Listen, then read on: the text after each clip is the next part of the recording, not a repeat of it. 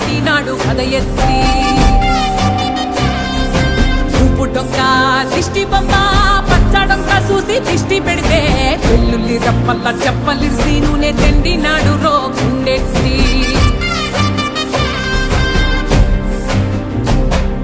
సట్టి నిండా సరుకు కుక్కి కుక్కి ఒట్టి నెట్టి మొక్కెట్టి ఎట్టి